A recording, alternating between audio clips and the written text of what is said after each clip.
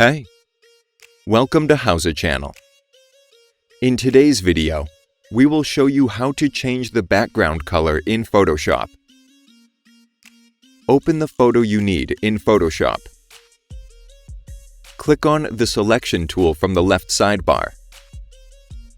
Select the part of the picture you want to separate from the background. Click on Select Subject at the top bar. Click OK in the pop-up window. Click on the half-filled circle icon and select Solid Color from the list. Choose the color you like and click OK.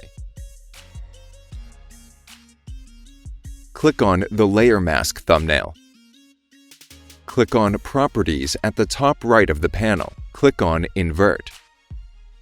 You can also change the color of the background. Click on the color layer and choose the color you like. Click OK. That's it. Thanks for watching the video. Please like it and let us know if you use any of our tips and tricks. Subscribe to our channel. We upload new tutorials every day. See ya!